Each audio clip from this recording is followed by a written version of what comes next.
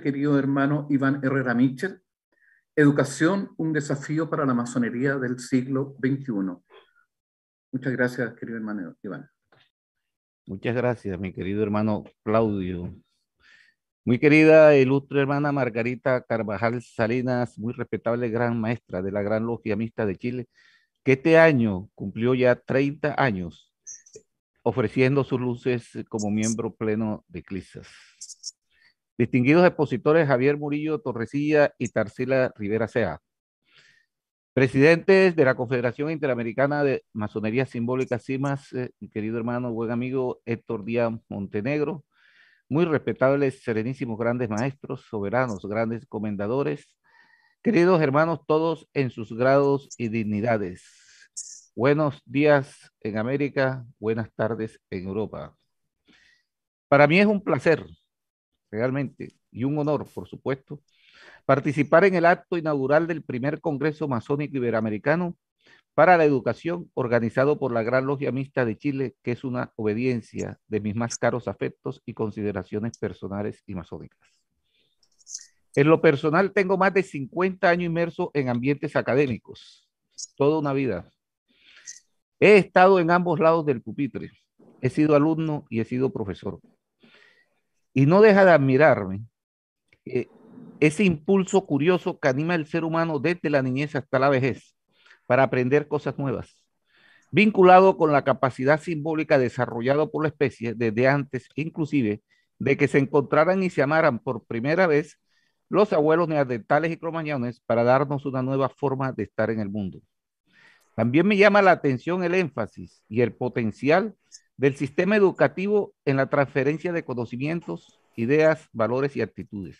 De tal manera es el impacto de este aprendizaje continuo que es inevitablemente somos lo que la educación hace de nosotros.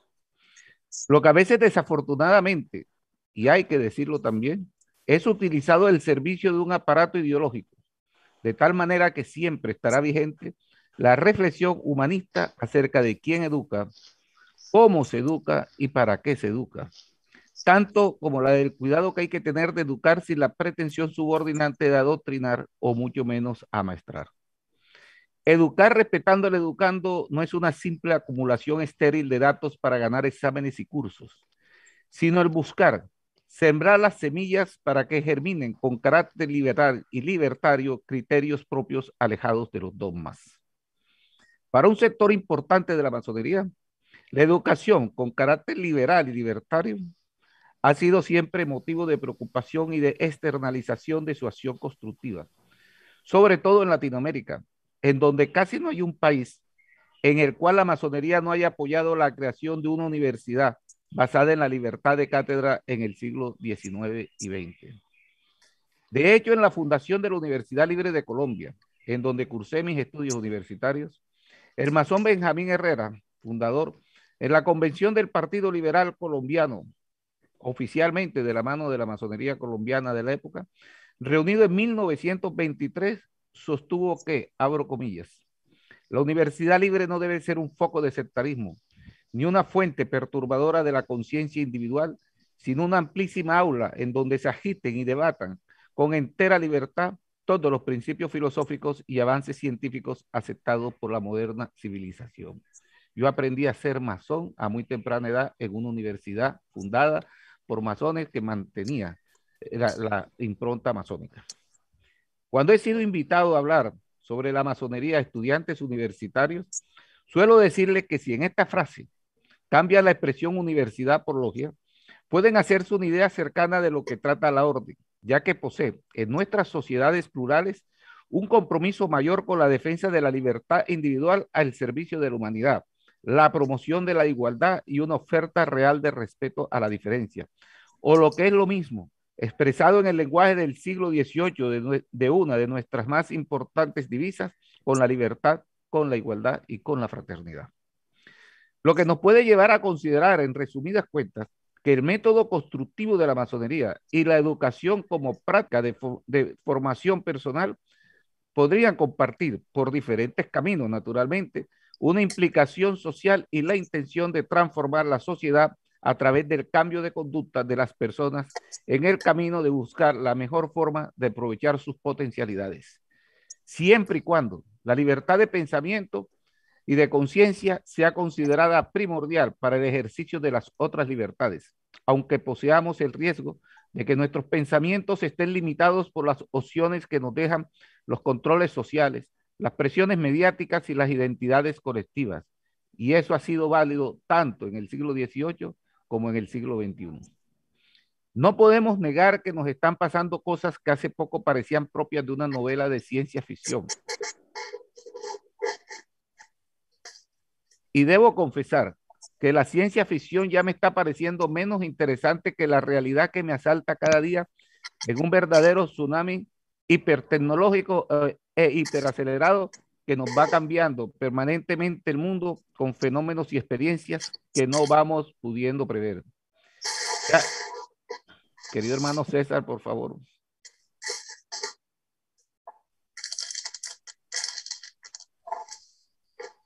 Se pide, por favor, silenciar los micrófonos. Ya no es cuestión de que el futuro vaya más rápido. Mi querido hermano, no sé si mejor silenciamos todo y yo vuelvo a aprender el mío. Hermano Fabián.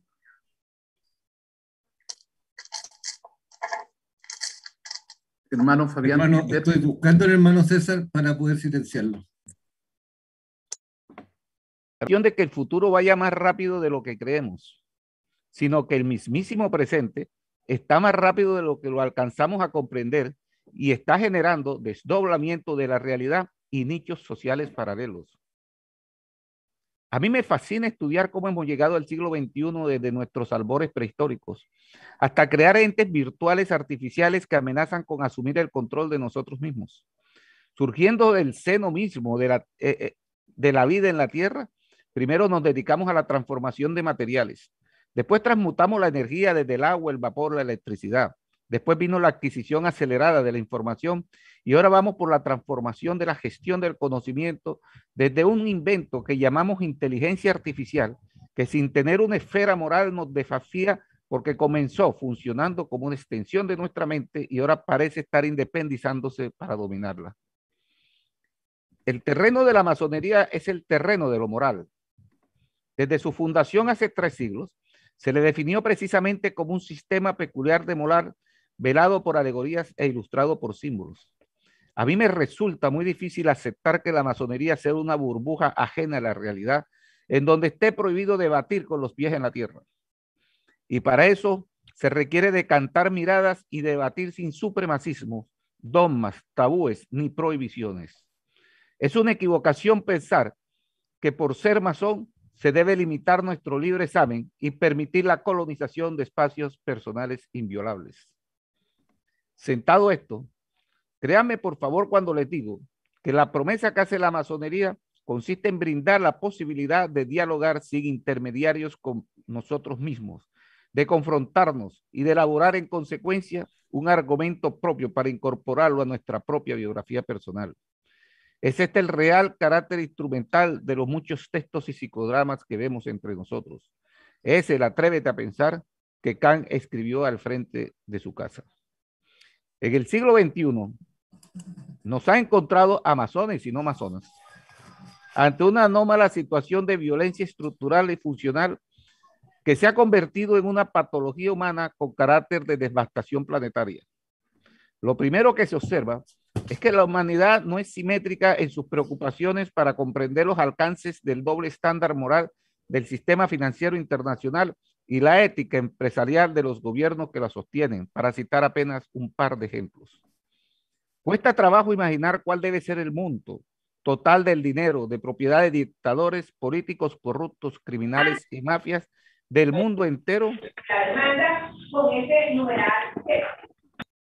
Gracias, querido hermano José Ignacio. Cuesta trabajo imaginar cuál debe ser el monto total del dinero de propiedad de dictadores, políticos corruptos, criminales y mafias del mundo entero que se encuentra depositado en los paraísos fiscales, del que se deriva en buena medida la solidez de la economía de sus países, la buena salud de su moneda y su disponibilidad de activos monetarios, mientras que los ilícitos que lo generan mantienen sumergida en la pobreza, el hambre, las enfermedades y la desnutrición a la mayor parte de la humanidad. Sabemos que está muy lejos el día en que se prohíba el secreto bancario del que se sostienen las economías de algunos países, se ordene la repatriación de los capitales robados a los estados pobres o se incluya dentro de los crímenes contra la humanidad el ocultamiento internacional de los frutos económicos del narcotráfico, la corrupción y la venta ilegal de armas, que se alienta, se fomenta y crece al amparo de esta eficiente complicidad financiera. Lo perverso de la historia radica en que todavía, basados en la capacidad de disuasión de su impresionante armamento, se siguen apropiando del pan de la mesa de los pobres. Nosotros, al filo de lo imposible, tenemos una propuesta para una paz global justa y equilibrada, al filo de lo imposible. Eduquemos a los poderosos, puesto que ellos son los que toman las decisiones importantes de las que depende la disminución del hambre, las enfermedades, la drogadicción, el narcotráfico, las exclusiones, la estabilidad del planeta, la ignorancia, los odios, el racismo y un largo etcétera de inequidades y malestares sociales. Si los masones quieren educar para que reine la democracia, la libertad, la igualdad, la fraternidad, la laicidad, la universalidad del hombre, el respeto mutuo y la tolerancia, cuyas ausencias conducen a altos niveles de violencia, deben primero crear un contexto en que estos valores sean fácilmente asimilables y en el que no existe el peligro de que su introducción se convierta en nuevos caballos de Troya que vehiculicen renovadas formas de colonialismo por parte de quienes poseen la mayor responsabilidad en la construcción de los indicadores sociales. Una educación desde el sistema de valores masónicos debe aplicarse a sensibilizar a los pueblos poderosos para que elijan dirigentes que sean conscientes de que las tradiciones asiáticas, amerindias, australianas, africanas, polinésicas, etcétera, son diferentes pero no inferiores al pragmatismo anglosajón y a la ética económica calvinista, a que no posean propensión a la violencia económica y que no supongan su superioridad moral o cultural sobre otros, a que no entiendan que sus intereses en el extranjero están representados por la posesión de los recursos naturales de otros pueblos, a que se den cuenta de que sus injustas presiones económicas causan severas perturbaciones sociales, además de la ruptura de los instrumentos de gobierno, a que no sean insensibles al dolor que ocasionan, a que conciban las relaciones internacionales en un marco abierto y cooperativo, a que desechen la fuerza, los ataques preventivos y los aislamientos económicos contra los pueblos localizados más allá de sus fronteras posmodernas. Para una institución iniciática que se define como especulativa, como lo es la masonería, desde hace 3 siglos, el desarrollo sostenible más importante que puede emprender es el de las ideas progresistas responsables, es decir, el de las iniciativas preconcebidas a partir de modelos arquetípicos que envuelvan principios, valores y reglas humanistas. En el curso del método masónico, un masón cree y trabaja desde la autonomía de su pensamiento y la valora como el prerequisito para su biografía personal. En este sentido, el escritor y psiquiatra húngaro Tomás Sas dijo con acierto en una ocasión: la gente suele decir que tal o cual persona no se ha encontrado todavía a sí misma, pero la autonomía no es algo que uno encuentra, es algo que uno crea. Precisamente esta construcción de autonomía es de las más grandes invitaciones que hace la orden masónica a propios y extraños, y siempre tendrá efecto contestatario frente al abuso del poder público y la imposición de normas que pretendan atar la conciencia individual. Yo estoy seguro de que para mí serán de mucho provecho las próximas jornadas entre ustedes, y de que al término de ella tendré varias iniciativas nuevas para compartir con mis queridos hermanos, mis queridas hermanas, mis alumnos, mis colegas, mis amigos habituales y mi familia. Muchas gracias a todos. Es mi palabra, Serenísima Gran Maestra Margarita Carvajal. Muchas gracias, ilustre querido hermano Iván.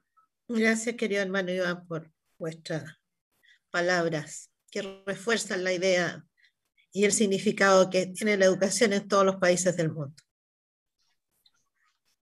Queridos hermanos,